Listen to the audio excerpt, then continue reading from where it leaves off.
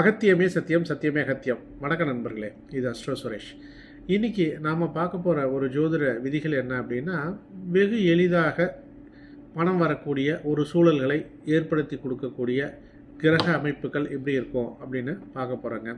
சிலர்லாம் பார்த்தீங்க அப்படின்னா வேலைக்கு போவாங்க, நல்லா சம்பாதிப்பாங்க, பதவி உயர்வு வந்துக்கிட்டே இருக்கும், வருமான உயர்வுங்கிறது பெருகிக்கிட்டே இருக்கும்.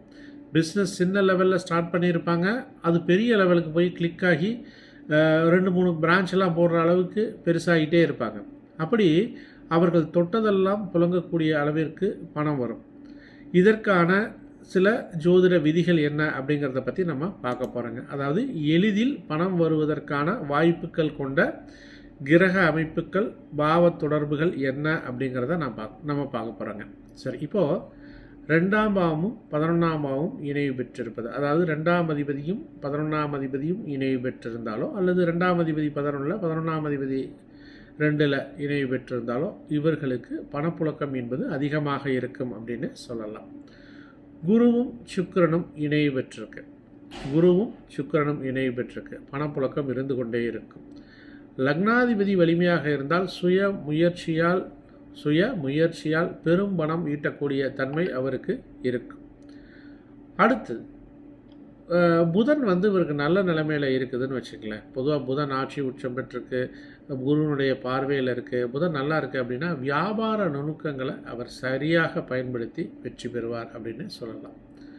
குரு 11ஆம் இடத்தை பார்க்குறது, 2ஆம் இடத்தை பார்க்குறது, இது எல்லாமே பணம் வருவதற்கு சிறப்பினை கொடுக்கும். அதே மாதிரி 2ஆம் அதிபதியோ 11ஆம் அதிபதியோ லக்னத்தில் இருந்தது அப்படின்னா பணம் தேடி வரும். ஒரு சின்னதாக ஒரு காரியம் பண்ணாங்க அப்படின்னா அதன் மூலமாக பணம் வந்து கொண்டே இருக்கும். லக்னாதிபதி 2லேயோ லக்னாதிபதி 11லேயோ இருந்தது அப்படின்னா பணத்தை தேடி இவர்கள் சென்று கொண்டே இருப்பார்கள், பணமும் இவர்களுக்கு வந்து கொண்டே இருக்கும் அப்படின்னு சொல்லலாம். இப்போ நான் சில உதாரணங்களை சொல்கிறேன். ரிஷப லக்னம், சரிங்களா? இப்போ இந்த ரிஷப லக்னத்திற்கு குரு என்பவர் என்ன செய்வார்? கொஞ்சம் பிரச்சனைகளை தான் கொடுப்பார், இல்லைங்களே. ஆனால் 11ல் போய் குரு இருக்காருன்னு வச்சுங்களேன், அவருக்கு நல்ல பணப்புழக்கமானது இருக்கும். குரு தசையோ குரு புத்தியிலையோ பிரச்சனைகளையும் அது கொடுக்கும், மறந்துடக்கூடாது. ஆனால் அது பணப்புழக்கத்தையும் அந்த ரிஷப லக்னத்துக்கு ஏற்படுத்தி கொடுக்கும். மிதுன லக்னத்தில் ஒருத்தர் பிறந்திருக்கிறாரு, அதில் புதனும் சுக்கிரனும் அவருக்கு இணைவில் இருந்ததுன்னு வச்சுங்களேன், அவர் லக்னமே புதனோட வீடு. அப்போது வியாபாரத்தில் தலை சிறந்து விளங்கக்கூடியவராக அவர் இருப்பார், பணப்புழக்கம் நிறையா இருக்கும்னு சொல்லலாம். சிம்ம லக்னத்தில் பிறந்த ஒருவருக்கு சூரியன் நல்ல நிலைமையில் இருக்குது அப்படின்னா அரசாங்க வழியில் ஆதாயம் அவங்களுக்கு கிடைக்கும். அப்போது கன்னி லக்னத்தில் ஒருத்தர் பிறந்திருக்கிறார் அப்படின்னா புதன் அங்கே உச்சமாக இருக்கும். அவருடைய குடும்பம் சார்ந்த வகையில் நிறைய பிரச்சனைகளையும் அவர் சந்திப்பார். ஆனால் கம்யூனிகேஷன் சார்ந்த துறைகளில் அவருக்கு நல்ல லாபமானது கிடைக்கும் அப்படின்னு எடுத்துக்கலாம். இப்போ மகர லக்னத்தில் ஒருத்தர் பிறந்திருக்கிறார், சனி குரு ஆனது இணைவில் இருக்குது அப்படின்னா இவருக்கு முதலீட்டின் மூலமாக இன்வெஸ்ட்மெண்ட் பாயிண்ட் ஆஃப் வியூவில் இவருக்கு நிறைய பணமானது கிடைக்கிறதுக்கான ஒரு வாய்ப்புகளை அது கொடுக்கும். சரியா?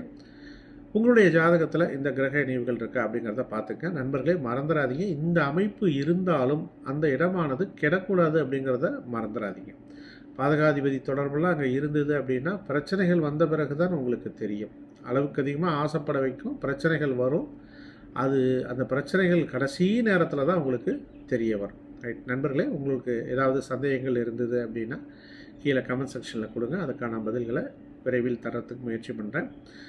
நண்பர்களே, உங்களுடைய ஜாதகத்தை ஆய்வு செய்து பலன்களை நீங்கள் தெரிந்து கொள்ள வேண்டும் என்று விரும்பினால் என்னை தொடர்பு கொள்ளுங்கள். அதேபோல் ஜோதிடம் கற்றுக்கொள்ள வேண்டும் என்று விரும்பினாலும் என்னை தொடர்பு கொள்ளுங்கள். கீழே டிஸ்கிரிப்ஷனில் என்னுடைய வாட்ஸ்அப் லிங்க் இருக்குது.